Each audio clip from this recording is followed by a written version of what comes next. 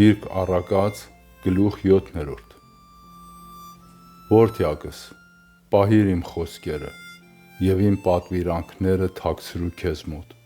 պահիր իմ պատվիրանքները, որ ապրես, և իմ օրենքը քո աչքի բիբին պես, քո մատներին կապիր նրանց գրիր քո սրտի տախտակի վրա, իմաստությանն ասիր, իմ քույրն ես, և հանճարին ծանոթ կանչիր, որ քեզ պահե օտար կնկանից, այն օտար կնկանից, որի խոսքերը շողոքորթում են,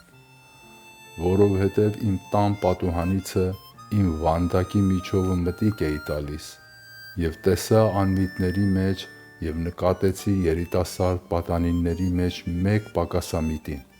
որ անց էր կենում փողոցում այն կնկա կողքովը և նրա տան ճանապարհը բռնեց,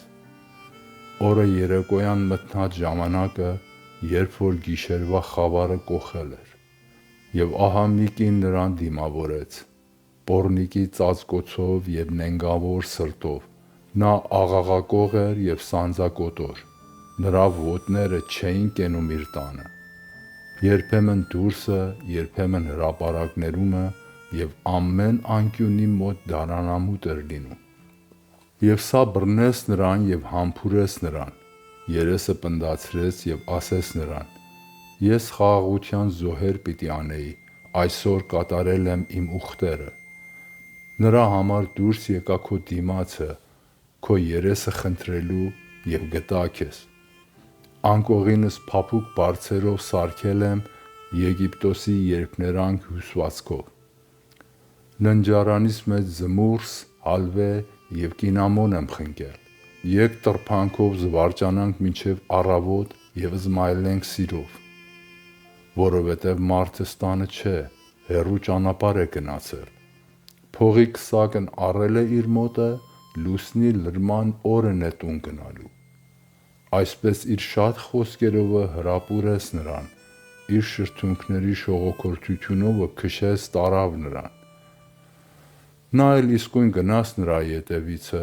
ինչպես որ արջառը կգնա սպանդանոցը և ինչպես գիժը դեպի շղթայով պատժվիլը, մինչև որ նետը ճեղքե նրա լյարդը, ինչպես որ թռչյունը շտապում է դեպի ծուղակը և չգիտե, որ նա իր հոգին համար է։ Եվ հիմա որդյակներ, լսեցեք ինձ և ուշադրություն արեք իմ բերանի խոսքերին, թող սիրտդ չխոտորվի դեպի նրա ճանապարհները և մի մոլորվիր նրա շավիղներումը, որովհետև նա շատերին է խոցոտել ու վայր գցել և ամեն նրա սպանածները զորավոր էին, դժոխքի ճանապարհներն է նրա տունը, որ իջնում են մահվան սենյակները։